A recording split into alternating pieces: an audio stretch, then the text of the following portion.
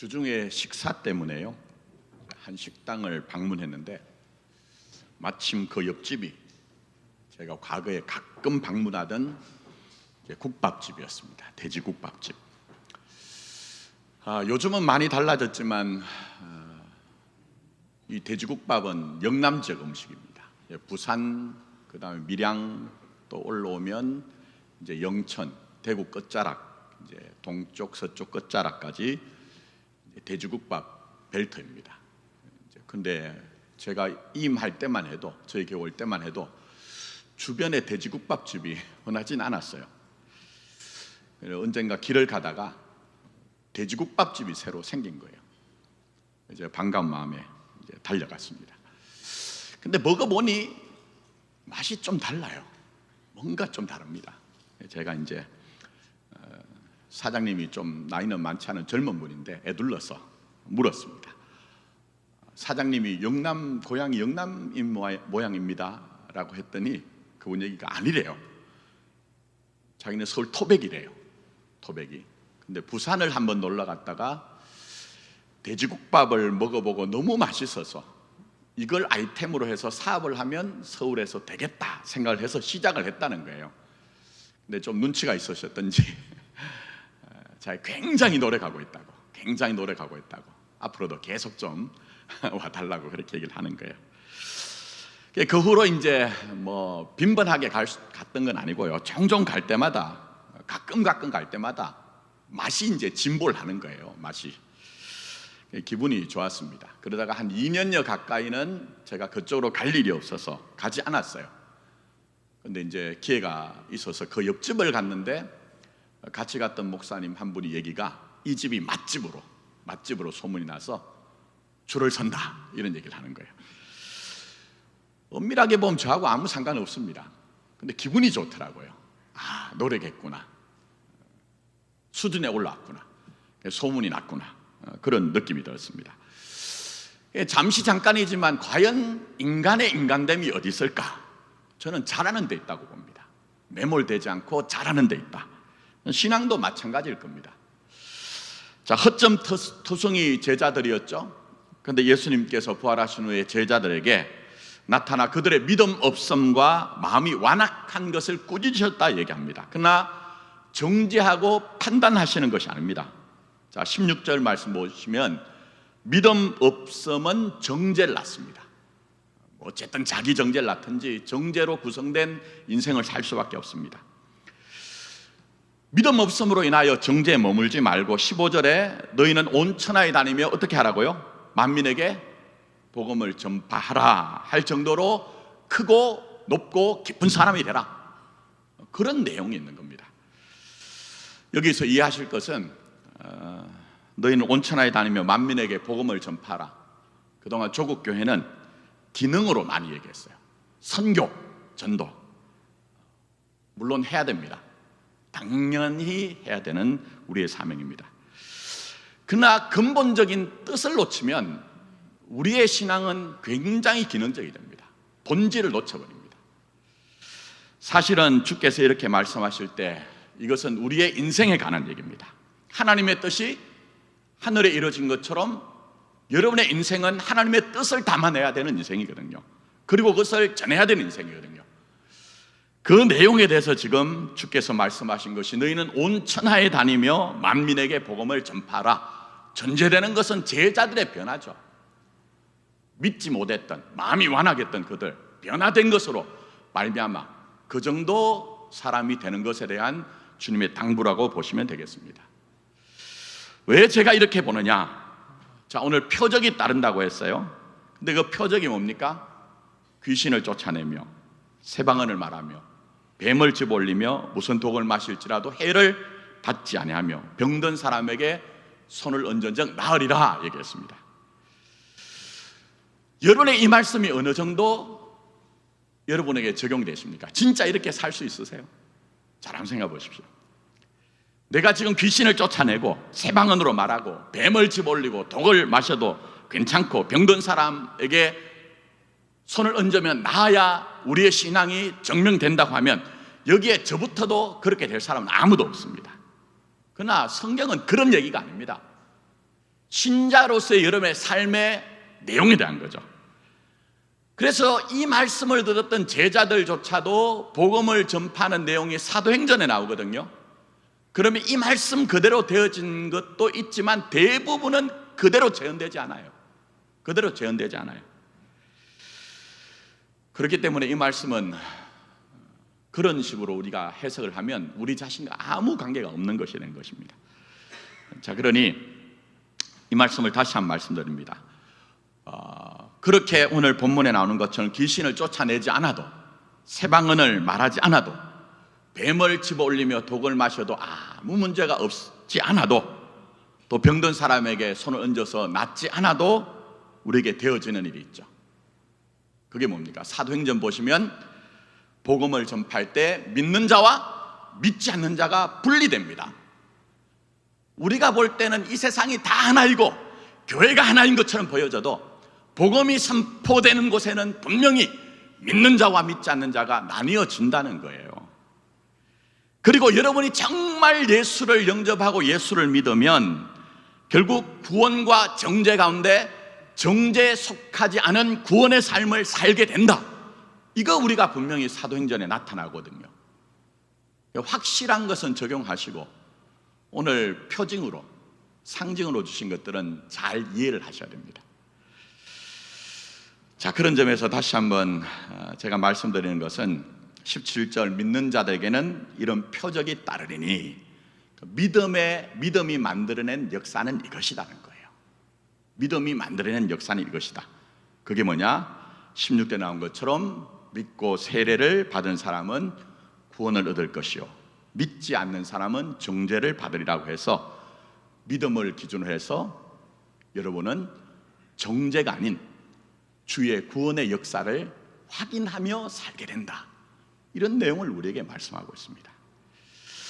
자, 그래서 이런 내용을 따라서 오늘 설교 결론은 예수님을 믿는 자들에게 오늘도 역사하시는데 그게 뭐라고요? 정죄가 아니라 믿음의 역사, 구원의 역사를 확인하게 하신다는 거예요.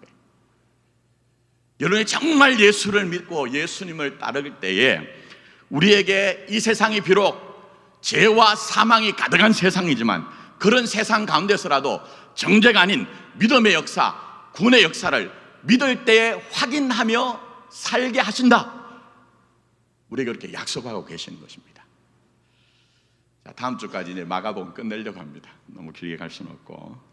그래서 오늘 이제 본문 말씀은 표적으로 나타난 우리가 많이 오해하고 있는 이 부분을 짧게 해석하고 적용하고 그렇게 마무리를 하려고 합니다.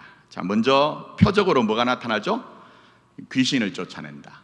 지난주에 잠깐 언급했습니다. 귀신은 다이모니온이란 말인데요, 성경에서는 이 귀신이 어디와 연결되느냐 하면 우상 숭배와 연결됩니다. 여러분이 통속하게 이해하는 그런 귀신이 아니고 우상 숭배와 연결이 됩니다. 그럼 우상이 뭐죠? 쉽게 말씀드리면 허상이에요. 허상. 근데 귀신을 쫓아낸다는 것은요, 허상을 쫓지 않게 한다는 거예요. 정말 예수님 만나면 우리의 삶의 실체를 직면하게 함으로 말미암아 여러분이 여러분 자신으로 제대로 살게 하신다는 거예요. 허상을 쫓지 않게 하신다는 거예요. 이걸 어떻게 설명할까? 제가 여러 번 저 자신에 대해서 말씀드린 게 있습니다. 언급을 했던 적이 있기 때문에 길게는 설명드리지 못하고, 저는 아주 어릴 때부터 젊은 시절에 신학을 전공했지 않습니까? 그래서 신비주의와 기복주의는 복음이 아니란 것을 이미 알고 있었습니다. 지식적으로. 제가 자부하는 것은 지금까지 목회를 하면서 한 번도 기복주의나 또 신비주의를 설교한 적이 없습니다. 엉터리이기 때문에, 성도들의 삶을 왜곡된 곳으로 끌고 가는 것을 알고 있기 때문에. 그러나 제 안에 해결되지 않은 게 있었어요. 그게 제 어린 시절부터 나고 자랄 때 한국교회는 꿈을 가져라, Boys be ambitious, 꿈이 너를 이끌어 간다는 성경에도 나오지 않는 얘기를 설교 때 많이 들었거든요. 설교 때 많이 들었습니다. 저도 그게 복음인 줄 알았습니다. 그러다 보니 비전의 이름으로 큰 교회에 대한 야망은 저 스스로 버리지 못하고 있었더라고요. 하나님이 지난 세월, 무시무시한 세월을 사연을 거치게 하면서 그조차도 버리게 하셨습니다. 저 같은 경우 그렇습니다. 그게 허상을 쫓는 것인 것을 알게 하셨습니다. 여러분에게도 인생 과제는 다 다릅니다. 저하고 똑같다는 얘기는 아니에요. 여러분 각자 하나님이 주신 인생의 과제, 임무가 있습니다. 그리고 삶의 모양도 다 다릅니다. 그러나 주어진 시간 속에서 하나님이 하신 일이 뭡니까? 허상을 쫓지 않게 하신다는 거예요. 그게 바로 귀신을 쫓아낸다는 얘기입니다. 그게 신자의 인생입니다. 세상 사람들은 끝까지 허상을 쫓아갑니다. 그러나 신자들은 시간 속에서 그렇게 될 수 없다는, 사연 속에서 그렇게 될 수 없다는 것을 배우게 되죠. 그게 결정적으로 언제 됩니까? 많은 분들이 모르시더라고요. 인생의 끝자락에서, 진짜 예수 믿는 사람은요, 인생의 끝자락에서 전도자의 고백이 나오더라고요. 헛되고 헛되며 헛되고 헛되니 뭐라고 합니까? 모든 것이 헤벨, 헛되다, 안개 같다. 그건 허무가 아닙니다. 삶의 실체를 직면한 거예요. 그러면서 어떻게 됩니까? 하나님의 은혜만을, 긍휼만을 구하게 되더라. 이게 성경이 우리에게 얘기를 하는 겁니다. 자, 그러니 보셔야 되는 게 있습니다. 여러분의 지난 세월 흘러보낸 겁니까? 잘 한번 생각해 보셔야 합니다. 흘러보낸 게 아니에요. 하나님이 배우게 하신 시간이었어요. 인생의 사연들 기억하고 싶은 것도 있지만 정말 망각하고 외면하고 싶은 것도 있을 것입니다. 자기 자신에 대해서 수치스러운 순간도 있었을 겁니다. 그러나 있는 것이 능사가 아니다. 그것 통해서 더 자라게 하신 거죠. 그래서 제가 에베소서 5장 세월을 아끼라고 하신 부분에서 그냥 통속하게 열심히 살라 이런 얘기 아니라고 말씀드렸잖아요. 그런 얘기가 아니다. 그리스도 예수 안에 있는 자에게는 우리의 시간에 전부를 술 취한 것처럼 취해서 흘러보내지 말고 그 시간조차도 그리스도 예수 안에서 은혜의 시간이었다, 역사였다, 의미였다, 이거 알게 하시는 거죠. 그건 세상에 허락되지 않은 겁니다. 제가 목사기 때문에 그런 것이 아닙니다. 진짜 예수님 만난 사람들만에게 주신 그런 복이더라고요. 제가 다른 부분은 인용을 하지 않겠습니다. 시간관계상. 그 다음 뭐라고 하죠? 방언, 새 방언 얘기 나옵니다. 우리 조국교회에서 방언은 너무 오해가 많이 됐어요. 랄랄랄랄랄라 하는 방언. 옛날에는 방언 가르쳐 주는 데도 있었습니다. 따라하라고. 그게 무슨 말이 되는 얘기입니까? 이 새 방언은 고린도 교회에 나오는 알아듣지 못하는 방언 그것만 얘기하는 게 아닙니다.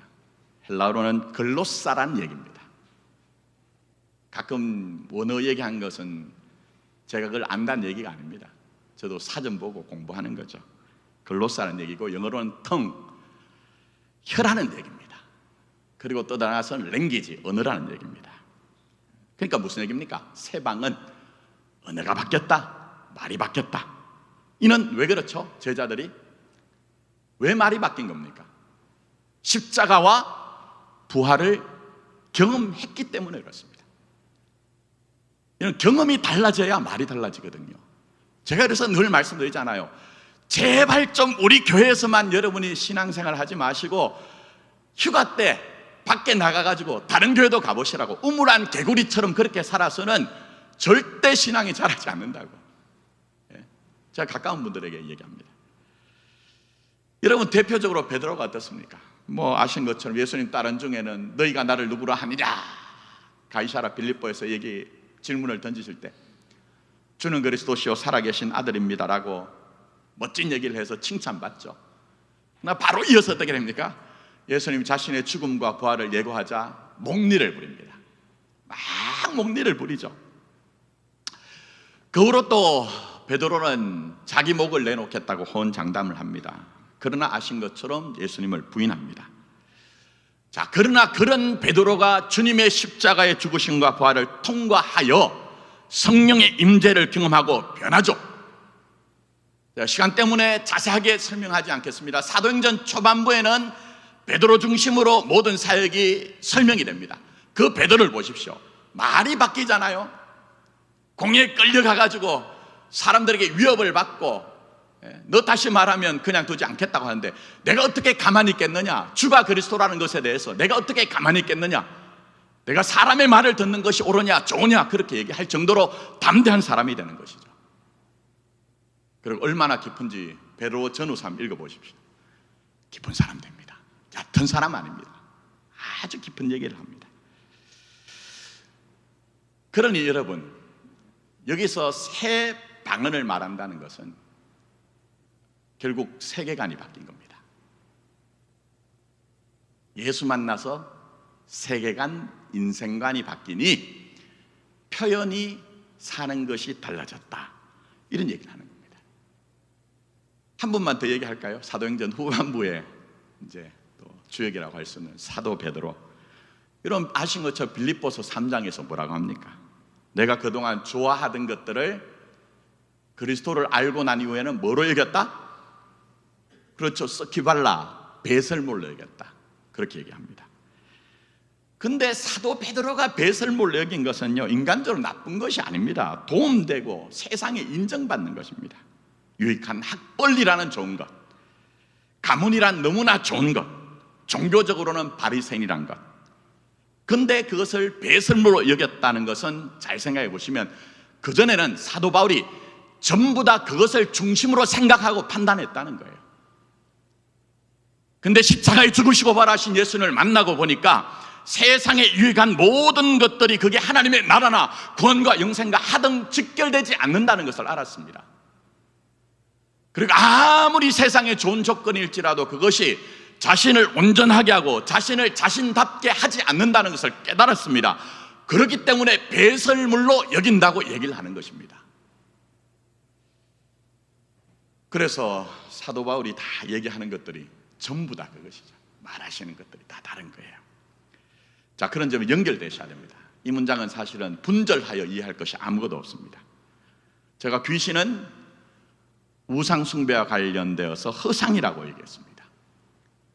우리가 허상을 쫓으면 헛된 말만 하게 됩니다. 잘 한번 생각해 보십시오. 교회에 오셔서도 그렇습니다. 제가 지금까지 목회를 하면서 제일 안타까운 것 가운데 하나가 교인들이 세상에 있는 조건을 가지고 들어와서 신앙생활합니다. 세상에서 사장이면 교회 와서도 사장이 돼야 됩니다. 세상에서 권세 있는 국회의원 정도 되면 교회 와서도 국회의원 돼야 됩니다. 반대로 얘기하면 내가 세상에서 가난하면 교회 와서도 얼굴 들지 못합니다. 나 그게 교회입니까? 그게 신앙입니까? 그게 복음의 능력입니까? 아닙니다. 예수를 제대로 만난 사람들이 모이는 교회는 그렇게 될 수 없다고 우리 주님 우리에게 말씀합니다. 그렇게 우리가 되어진다면 그것은 우상을 쫓는 것이다, 허상을 쫓는 것이다. 그래서 제가 늘 말씀드리지만 야고보 사도, 자꾸 신학자들, 목사들은 바울과 야고보 사도가 틀리다고 하는데 그렇지 않습니다. 강조점이 다를 뿐입니다. 꼭 같습니다.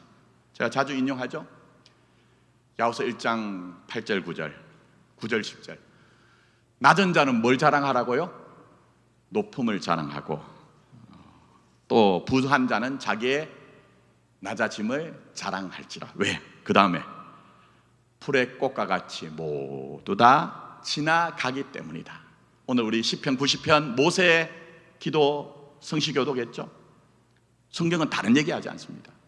이분은 이 얘기하고 저분은 저 얘기하지 않습니다.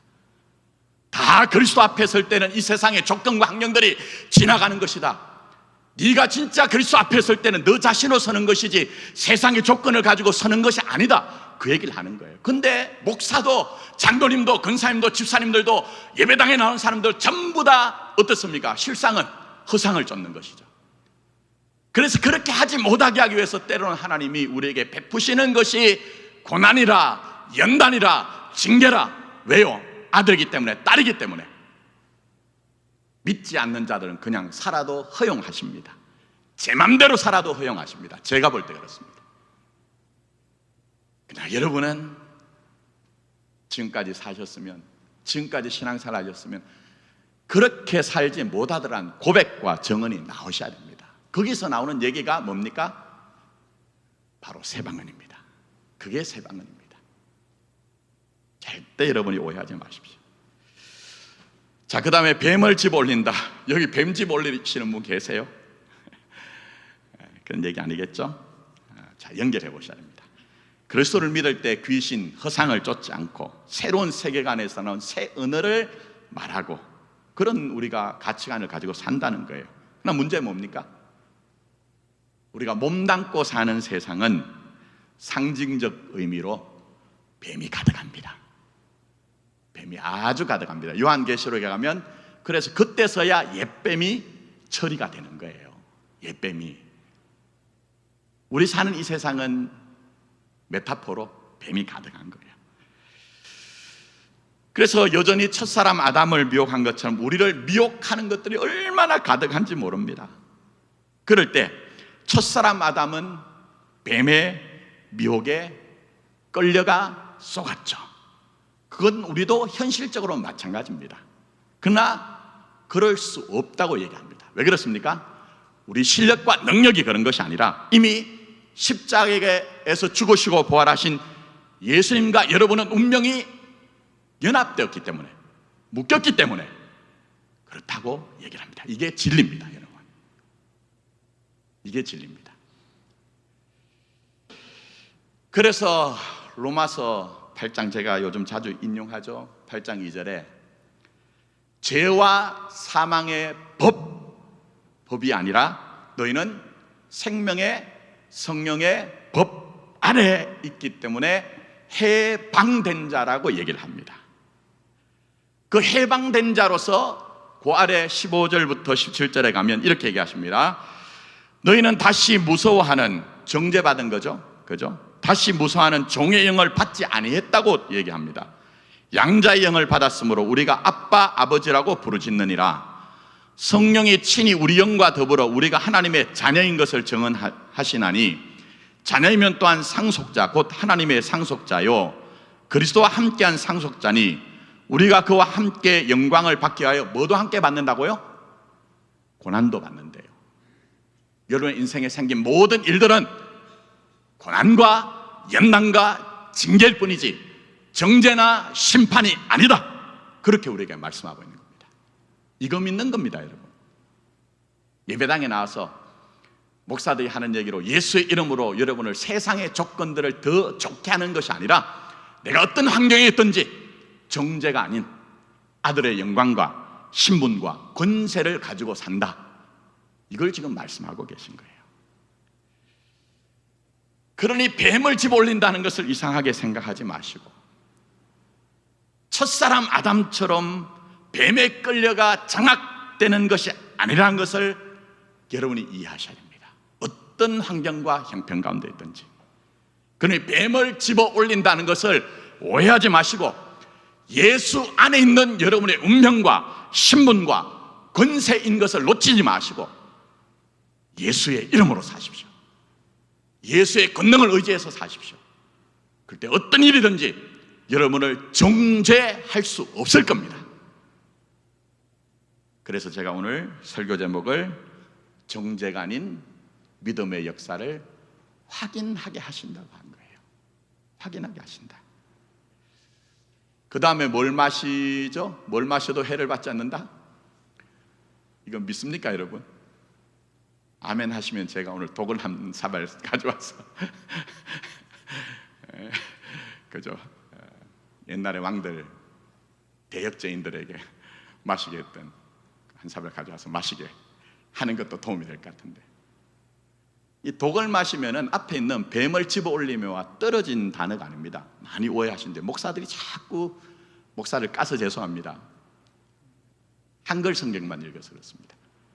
이게 깐이라고 하는 등이 접속사로 연결되어서 뱀을 집어 올리며 독을 마셔도 해를 받지 않는다는 것은 한 문장으로 이어집니다. 자, 그럼 무슨 얘기입니까? 첫사람 아담 한번 잘 생각해 보세요. 첫사람 아담은 상징적으로 뱀, 마귀의 제의를 받았죠.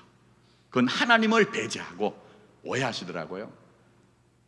선악 판단을 우리가 하면 안 됩니까? 그런 얘기가 아니고 하나님을 배제하고 선악 판단을 스스로 자기 혼자만 하면 어떻게 돼요? 사단이 얘기하는 것은 네가 하나님처럼 된다 이거였습니다. 그러나 현실은 어떻게 되죠? 뱀이 숨겨놓은 독을 마신 꼴이 되었습니다. 제가 이제 마가복음 끝나면 누가복음으로 가가지고 우리에게 일어나는 구원과 치유가 어떻게 연결되는가를 또 설교를 하려고 지금 계획을 잡고 있습니다만, 여러분, 선악 판단을 자기 스스로 하여서 마시는 뱀의 독이 어떻게 되죠? 먼저는 자기를 칩니다. 자기를 칩니다. 그때 좀 자세하게 설명드릴게요.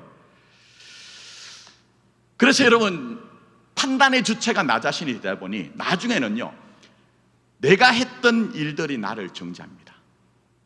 잘 한번 생각해 보세요. 그때 내가 왜 그랬지? 그때 조금만 더 생각을 잘했더라면. 이런 일들이 비일비재하게 일어나죠. 심지어는 나를 무조건적으로 사랑해야 되는, 우리가 나고 자랐던 내 부모들, 가족들을 통해, 그게 아니면 환경이 있죠. 뭐 친구들이라든지 학교나 사회생활 하면서 나 잘되라고 했던 얘기 있죠. 날 잘되라고, 나 잘되라고 했던 얘기다. 너 공부 잘해야 세상에서 인정받는다. 너 쓸모있는 인간이 돼야 사람들에게 인정받는다. 이런 것들이 전부 다 나를 정죄하는 것이 됩니다. 잘 나갈 땐 괜찮아요. 그러나 내가 정말 어려울 때는 내가 들었던 그 얘기들이 전부 다 뱀의 독이 되어서 나를 정죄하는 일이 나옵니다. 그러나 예수님을 제대로 만나면 나 자신을 알게 되죠. 내가 어떠한 자가 되기 때문에 사랑받는 자가 아니라 하나님이 아들을 주신 사랑 안에서 내 조건과 환경과 내가 어떠할지라도 변하지 않는 사랑으로 그에게 묶어놨기 때문에 그 사랑은 변하지 않는다는 것을 알게 하심으로 말미암아 그 뱀의 독을 해결해 나가시는 거예요. 해결해 나가시는 거예요. 그뿐 아니라 첫사람 아담을 한번 보십시오. 하나님이 하와를 주셨잖아요. 잠들게 하고 그의 뼈로. 어떤 분이 그래요. 남자보다 여자가 훨씬 고갑니다. 왜요? 그러니까 남자는 흙으로 만들었지만 여자는 세라믹으로 만들었잖아요. 뼈가 세라믹 아닙니까? 아담이 뭐라고 합니까? 하와를 보고 이는 내 뼈 중에 뼈요, 살 중에 살이다. 나라는 존재라는 거예요. 타자가 아니고 나 자신이라는 겁니다. 여러분 들어보셨겠지만 아담은 이씨, 하와는 이샤, 사실은 같은 어근에서 나왔습니다. 이제 원래 히브리어는 모음이 없습니다. 잠만 있는데 원래 어근이 되는 것은 알레프 눈 시라는 말인 그 단어인데요. 이 말이 뭐냐 하면 그 의미 가운데 하나가 약하고 부서지기 쉬운이란 말입니다. 그럼 무슨 얘기입니까? 아담이 하와를, 여성을 볼 때, 자기 아내를 볼 때 정말 약하고 부스러지기 쉬운 존재이기 때문에 섬겨줘야 되는 거예요. 여성도 마찬가지죠. 돕는 배필이니까. 근데 죄악이 관영하자, 뱀의 독이 들어오자 어떤 일이 생깁니까? 아담이 이렇게 얘기합니다. 하나님이 주셔서 나와 함께 있게 하신 여자, 그가 그 나무의 열매를 내게 주었으므로 내가 먹었나이다. 자기 아내를 정죄하고 심지어는 주신 자인 하나님을 정죄합니다. 심판합니다. 이렇게 말씀드리면 여러분은 이게 뭐 그냥 지나간 얘기지 그게 오늘 우리와 무슨 상관이 있습니까? 하지만 그렇지 않습니다. 절대 그렇지 않습니다. 저는 유튜브 주로 이제 세미나를 이제 보고 듣습니다. 그런데 상담 전공을 했기 때문에 상담하시는 분들 주로 이제 강의를 듣는데, 그러다 보니까 알고리즘이 요즘 가장 핫한 오은영 선생님을 자꾸 띄워줘요. 저는 그분 그렇게 자주 안 보는데. 근데 요즘 보니까요, 결혼 지옥이라는 게 있더라고요. 그런 프로그램을 이제 압축을 해서 다이제스트를 해서 보여주는데, 거기 내용이 뭡니까? 사연은 다 달라요. 사연은 다 달라요. 근데 공통적인 것이 있다면 서로에게 분노하죠. 그러나 해피합니다. 분노는 하지만 해피를 합니다. 그러면서 공격합니다. 직접적으로 공격하기도 하지만 수동적으로 공격하기도 하고 공격을 합니다. 그러나 그건 부부만의 문제가 아니라 뱀의 독을 마신 이 세상의 모든 문제가 그렇죠. 심지어는 부모와 자식 간에도 그렇습니다. 형제 간에도 그렇습니다. 친구와 친구 간에도 그렇습니다. 심지어는 예배당 안에 일어났던 우리의 역사적인 현실이 다 그런 것 아닙니까? 정말 예수 그리스도가 우리의 교회를 통치하고 다스렸다면 일어나지 않을 일이 왜 일어난 것입니까? 그것은 결국 뱀의 독을 마심으로 말미암아, 그 독의 영향으로 말미암아 서로 비난하고 정죄하고 그러면서 하나님께 원망했던 우리의 세월들, 그게 성경이 진리란 것을 우리에게 보여주지 않습니까? 그러나 하나님은 자신의 자녀들을, 자신의 몸된 교회를 포기하지 않는다고 말씀합니다. 너희 어떤 뱀의 독을 마셨을지라도 그리스도 예수의 은혜 가운데 그것을 해결해 나가겠다. 그게 신자의 인생입니다. 그래서 여러분, 상처받으셨습니까? 목사에게 오셔서 해결될 건 아무것도 없습니다. 예수 그리스도에게 나가십시오. 속사람의 깊은 치유를 달라고 기도하십시오. 그럴 때만 온전하게 치유 역사가 일어납니다. 그래서 예수님은 오늘도 예수님을 믿고 따르는 자들에게 뱀의 독에서 치유받게 하시고, 치유된 자는 자기 혼자만 룰루랄라 하는 삶을 살게 하지 않습니다. 그게 뭡니까? 그 다음 나는 문장이죠. 병든 사람에게 어떻게 해요? 손을 내밀어 손을 얹은적 나으리라. 네가 만난 예수, 너의 그 속에 있던 그 뱀의 독을 해결해 주시고 치유하신 그 예수의 능력 의지에서 만나서 손 내밀면 거기서 구원의 역사, 치유의 역사가 일어난다. 이걸 우리에게 말씀하고 있는 겁니다. 예수님 믿으십니까? 정말 묻습니다. 심장에 손을 얹고 생각해 보십시오. 내 눈에 보이지 않고 음성 들리지 않고 손 내밀어도 내 손을 잡을 수 없는 그 예수님이지만 정말 예수님 믿으십니까? 그렇다면 그분은 여전히 우리의 주와 그리스도가 되셔서 여러분에게 구원과 치유의 역사를 경험하게 하시고, 여러분을 통해 누군가 아파하고 눈물 흘리고 상처 싸며 안고 끙끙거릴 때 손 내밀어 그분에게 구원과 치유의 주님을 증거하게 하실 것입니다.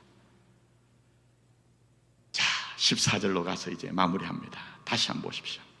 어느 정도 전달됐는지 모르지만 급하게 마무리하느라고 그랬습니다. 자, 14절 보십시오. 그 후에 11 제자가 음식 먹을 때 예수께서 그들에게 나타나사 그들의 믿음 없는 것과 마음이 완악한 것을 꾸짖으시니, 이는 자기가 살아난 것을 본 자들의 말을 믿지 아니함이라고. 마가는 지금 제자들의 영적 상태가 믿지 않고 있다고 얘기합니다. 그런데 이어지는 말씀 속에 그렇게 하여 이들이 예수님을 충분히 믿었다는 말이 없어요. 뭐냐 하면 잘 한번 보십시오. 그런 말이 없습니다. 자, 믿지 않았다고 하는데 그 다음 15절 이어지는 말씀이 어떻게 됩니까? 또 이러시되 너희는 온 천하에 다니며 만민에게 복음을 전파하라고 하십니다. 물론 요한복음 20장 30절에서 31절의 사도 요한은 예수님의 행적을 다 기록하자면, 우리말로 하면 하늘을 두루마리로 삼아도 바다를 먹물로 삼아도 부족하다. 그렇기 때문에 복음서를 쓴 저자들이 한 것은 예수가 하나님의 아들이신 것과 그가 우리에게 생명을 주시는 것을 내가 기록한 정도다, 이렇게 얘기를 했습니다. 다 기록한 건 아니에요. 그러나 여기는 중요한 함의가 있죠. 그게 뭡니까? 우리 수준은, 우리 능력은 믿지 못하고 완악한 수준일지라도 예수께서 그렇게 두지 않는다는 겁니다. 이게 이해가 되십니까? 이 14절과 15절 사이의 행간, 그 안에 복음이 숨어져 있습니다. 그렇기 때문에 너희가 믿어야 된다, 완악하지 않아야 된다는 것이 아니라, 어쩌면 우리는 여전히 믿지 못하고 완악한다 할지라도 우리의 주와 그리스도가 되신 예수님은 여전히 생명의 주인이기 때문에 여러분에게 함께 하심으로 말미암아 우리의 수준과 우리의 내용과 환경과 상관없이 여러분을 그렇게 되도록 하시겠다는 예수의 그 진영과 계획과 일을 하심이 여기에 있기 때문에 우리로 하여금 복음을 전파하라고 말씀하고 계시는 것입니다. 그러니 이제 말씀 맺으면서 뭘 믿고 사실 겁니까? 뭘 믿고 사실 겁니까? 앞에서도 말씀드렸습니다. 정죄가 아닌 믿음의 역사는 예수 안에만 있습니다. 예수 안에만 있습니다. 그 갈라디아서 2장 20절에 가면 사도 바울이 뭐라고 합니까? 내가 그리스도와 함께 십자가에 못 박혔나니 그런데 이제는 내가 사는 것이 아니요, 이거 자꾸 신비주의로 종교로 가기 때문에 오해할까 하여 오직 내 안에 그리스도께서 사시는 것이라. 이제 내가 육체 가운데, 현실 가운데 사는 것은 나를 사랑하사 나를 위하여 어떻게 해요? 자신을 버리신, 요거 제가 새벽에 설명해 드렸습니다. 버리신이란 것은 선물이란 뜻이 있다고 말씀드렸습니다. 자신을 선물로 주신 하나님의 아들을 어떻게 해요? 믿는 믿음으로 사는 것이라 얘기했습니다. 믿음으로 사는 것이다. 예수를 믿음으로 사는 것이다. 예수를 믿을 때만, 로마서 8장 1절 2절, 그러므로 이제 그리스도 예수 안에 있는 자들에게는 결코 정죄함이 없나니 이제 그리스도 예수 안에 있는 생명의 성령의 법이 죄와 사망의 법에서 너를 해방하였습니다. 예수를 믿고 예수 안에 있을 때 세상에 허락되지 않은 은혜와 복, 정죄가 아니라 믿음의 역사를 확인하게 하는 이 진짜 복, 이걸 주신답니다. 이걸 누리게 하신답니다. 그러니 예배당 안에서만 여러분의 신앙을 확인하지 마시고 여러분의 삶의 현실 가운데 나가서도 아들을 믿는 믿음으로 살아보십시오. 그래서 이 세상은 죄와 사망과 정죄가 가득하지만 그걸 역전시켜, 반전시켜 여러분의 생명을 주시는 그 은혜가 분명하게 여러분이 확인되고 누려질 것입니다. 이런 은혜와 복이 있기를 예수님의 이름으로 축원합니다. 기도하겠습니다.